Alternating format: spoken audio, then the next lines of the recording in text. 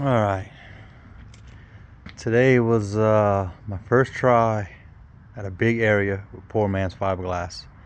Yesterday I done the door, and the door went pretty easy. Let's overview what I got. It took me a half a gallon of Type Bond 3 to do a 8-foot wide by I think 6 foot 6 high. And I'm including the front door I done, so that took a half a gallon, which tells me I'm not gonna have enough glue. I only bought 3 gallons to do this whole project. It's not gonna cover it. First thing I done was sand it, radiused all my corners. I came back with the router. I trimmed the door flush. Next thing I done was blew it off with a leaf blower, and I stapled my canvas all the way on the top and threw it over the roof. I didn't put glue on my 45 corners yet. This is not glued. Started spreading glue here, all on this wall, and I hurried and spread the glue to that wall.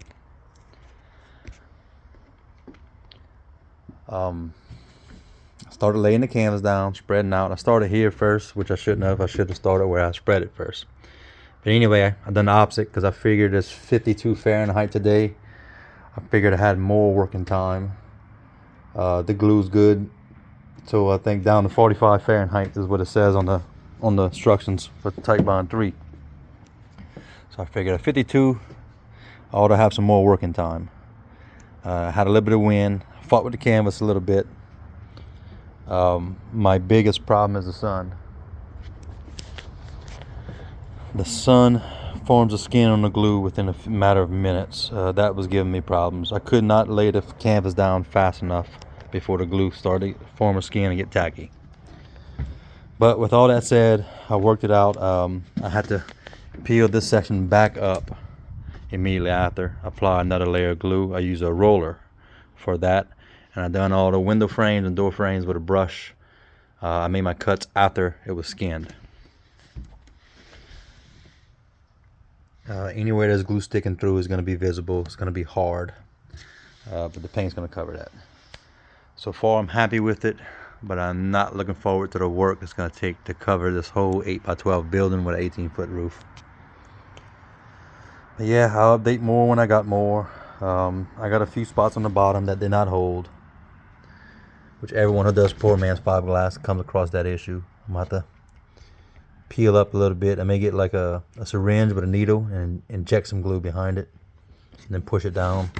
All along my bottom is various spots didn't hold because the glue probably dried before I got the fabric down on it. Other than that, it came out pretty smooth.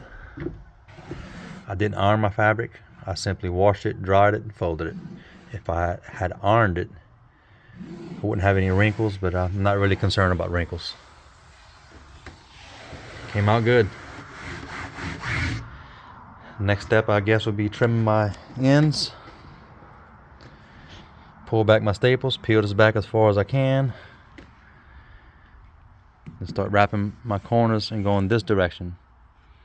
The back gets done first, then the sides, and then the front. That way all my seams face the rear.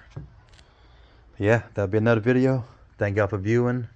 But my initial thoughts on Poormans Fiberglass: it's more work than it looks like in the videos, but it's really not bad work. It's just you have to work fast. It's not something you can take your time with. Maybe if I didn't have the sun shining on it, it would have been easier for me, but I kind of can't avoid the sun. But yeah, I'll see you on the next one. We have a lot of cold weather coming. I'm very doubtful I'm gonna get the sides all covered in Poormans Fiberglass within the next day or two. Today is Saturday. I think Monday we're supposed to get down to the 20s for Monday and Tuesday with some rain, so the tarp has to stay on. I would like to finish the fill-in work on the walls. I got to fill in the heads of the screws on the outside, which I may skip doing. I want to fill all the screw holes so you won't see any screw holes through the fabric, which on the rear, obviously you didn't see any screw holes. I don't want to skip out on not doing it. I think it's best I do it, but it's just eating up a lot of time to fill those holes, wait for the filler to dry. Because the problem with the filler, it has to be 60 Fahrenheit or higher for it to cure to where it's sandable, and I'm not gonna have 60 Fahrenheit for a while, quite a while. So I may just skip the filler, do my light sanding, and try to lay canvas on the sides. At least get both sides. Now when it's really cold, I can put a heater in here. If I can get my sides wrapped all the way to even on the 45, then I could do the rest of the work in here with the heater and get the front done. The front door is almost done. And then my next largest hurdle is going to be the roof, which I think is going to be a while before I do it. But I want to get the roof done as soon as possible so I can quit relying on tarps. And then once all the canvas is on, I still have to come back and paint the canvas, which again, weather's going to get me there too. So I think I'm stuck with FEMA supplied tarps from 2 years ago with extra tarps I had. And as we all know, FEMA tarps is cheapest tarps you can buy.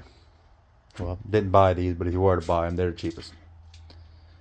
They're not great at their job, but still appreciative that they were given to me. Anyway, rambling. I'll post more when I got more. And like I said, once I get all this covered in canvas and paint it to where the outside is sealed, I'm going to come back and shoot spray foam on the inside of this. It's going to seal the inside of wood. Then I can put all my windows and doors on, and then it's going to be test ride. I'll probably put an additional 800 pounds inside the interior and go do a test ride with that weight. And then, of course, I'm going to post some videos and pictures of that, and how well it floats. I know my little 9.8 is not going to be enough motor. On calm days, it'd be plenty motor, but if I have to go against current and wind, that little 9.8 Nissan is not going to be enough. But it's what I got for now. See y'all on the next one. Thank y'all.